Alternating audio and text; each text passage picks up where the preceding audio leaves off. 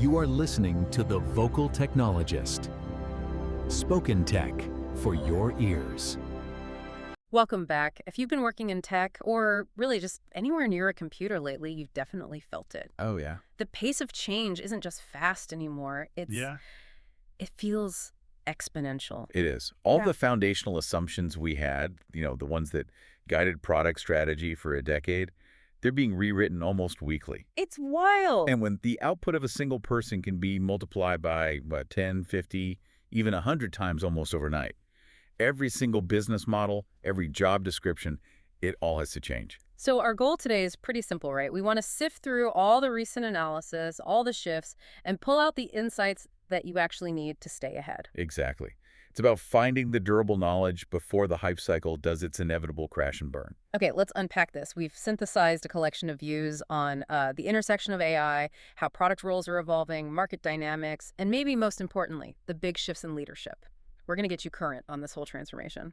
And the most immediate, and I'd say, frankly, the most brutal shift is in the product manager's toolkit. Yeah, that one's stark. It is. If you're a PM, the analysis is pretty clear. Those who master these sophisticated AI workflows are just. They're going to replace those who lag behind. Yeah. The performance gap is becoming massive. Well, we're not just talking about asking ChatGPT a simple question here. Not at all. Yeah. It's about leveraging these models as a powerful extension of your own brain. You have to look at the methodology people like Marilyn Nika have pioneered.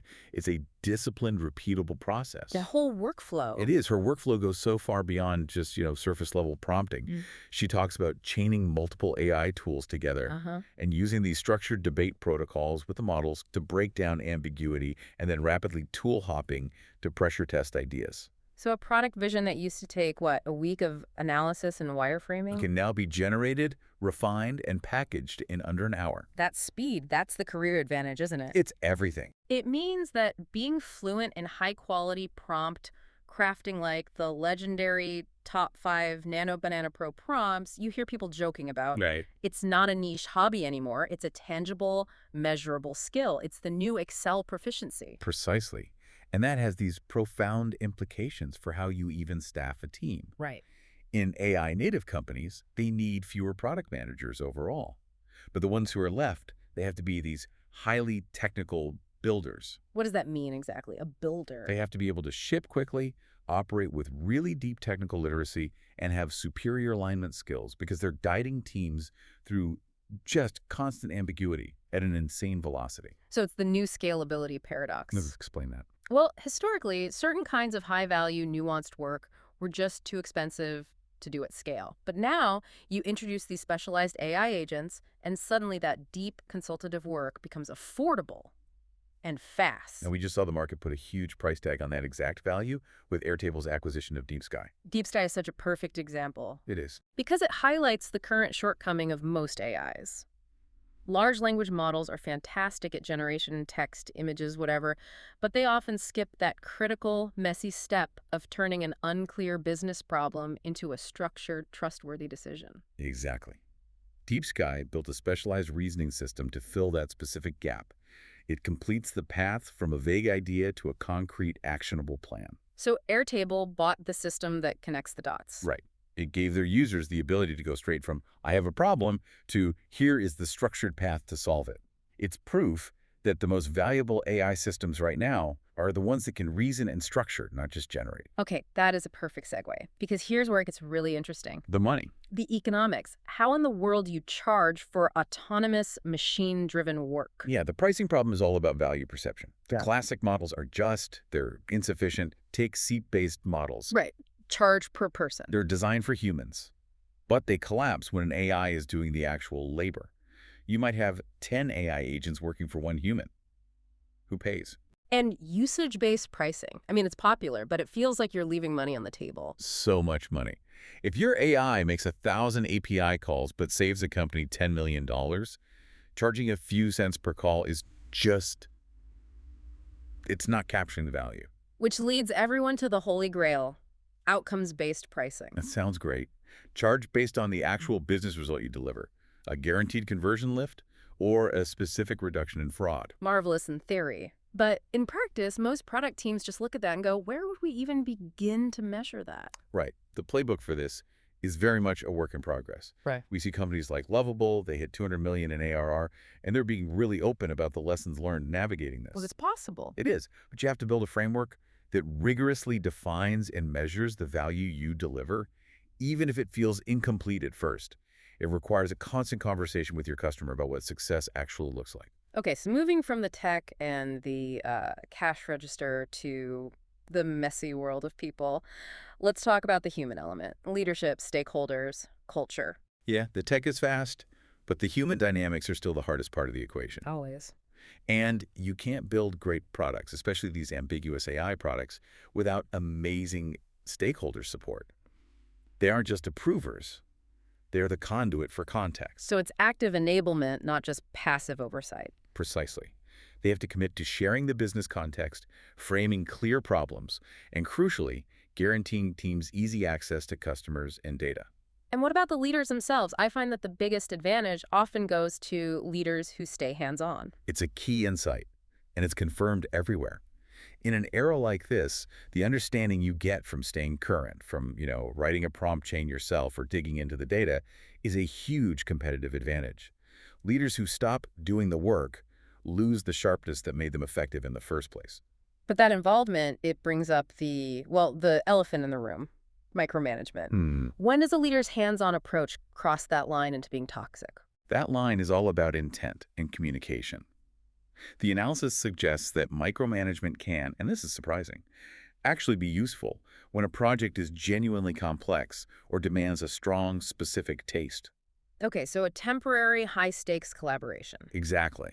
But the distinction between that and insecurity-driven toxicity is vital.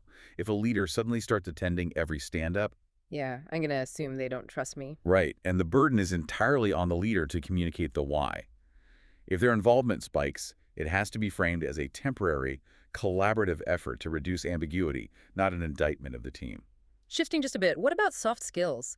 Two that seem overlooked are asking for help and promoting others. Asking for help is so often seen as a weakness, but it's a core leadership skill. Senior leaders' offers to help are usually genuine. But people don't take them up on it. They don't.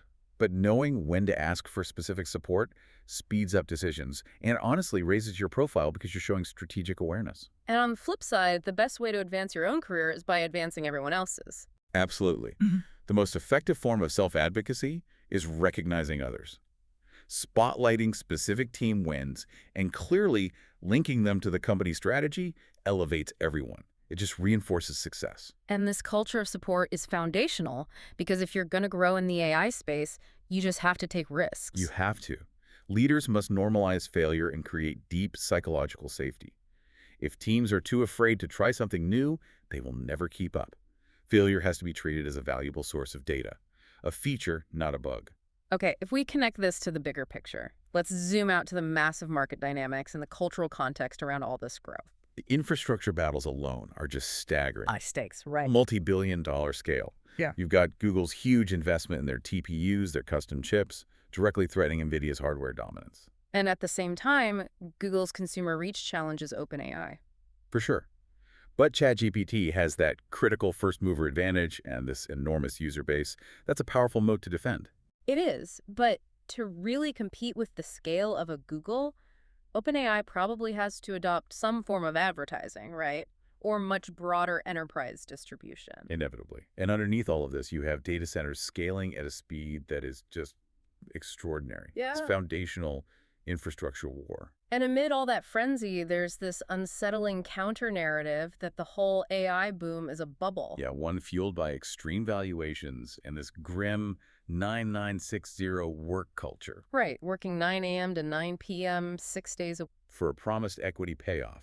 The duo, referring to the potential for that equity to be completely worthless when the frenzy slows down. It's a stark warning. So what's the takeaway for someone working in that environment? It's simple, and it's human. Right. Value people now. Yeah. Because that highly valued equity could very well end up being worth nothing. The relationships, the skills you build, that's what will actually matter. And that bubble tension extends right down to acquisitions, too. Yes, it creates these awkward dynamics, especially in that mid-range, say, $150 to $300 million exits. Which is life-changing for the founders. Absolutely. But it could be profoundly disappointing for the later stage VCs who are underwriting the company based on some projected unicorn valuation. So how do you defend against that? Smart fundraising, getting early secondary liquidity for employees and founders, and having crystal clear alignment with investors about realistic exits from day one. So finally, let's talk culture and design. As AI takes over, a new aesthetic is emerging. It's been dubbed paperclip punk. Paperclip punk, I love it. It's the visual signature of the machine age. It's clean, highly interactive, almost like a blueprint. Minimal color, structured grids. It looks less like a glossy magazine and more like a logic diagram. So the design is actually reflecting the growing agency of the machine. It is. It's a shift toward interfaces that don't just display information, they actively teach the user and respond in a really structured way. But here's the paradox. By defining paperclip punk, we give it clarity. But that very definition makes it easier for AI to replicate, absorb, and just to flatten into a template. The aesthetic is kind of self-consuming. It eats its own tail. So what does this all mean for you, the person listening, trying to stay competitive? It's one of the big questions we try to tackle here on The Vocal Technologist. We've covered, PMs mastering AI tools, the complexity of outcomes-based pricing, and the importance of leadership. I think the core insight to carry forward is really understanding how LLMs change the game. They allow companies to effectively borrow intent-level understanding. Borrow intent. What do you mean by that? Well, historically, figuring out what a user wants took years of A/B testing and collecting proprietary data. Now, by leveraging these massive public data sets that reflect human language and needs, companies can skip years of that foundational work. They can radically accelerate how these critical systems start and scale. Wow. So AI lets companies jump the queue on customer understanding. That is powerful. It is. Okay, so we spent all this time focused on how AI creates new products and changes job roles. But let me leave you with something else to think about. AI is also fundamentally reshaped where talent concentrates. Top talent is either moving en masse to foundational hubs like San Francisco, or they're choosing to build entirely solo, leveraging AI agents as their workforce. This means local tech scenes are transforming into communities of independent creators, not traditional startup pipelines. Bifurcation of talent. Exactly. So here's the final thought. How will this geographic shift ultimately redefine the meaning of a local tech company or even a local job? Think about that as you consider your next move. Spoken Tech for your ears.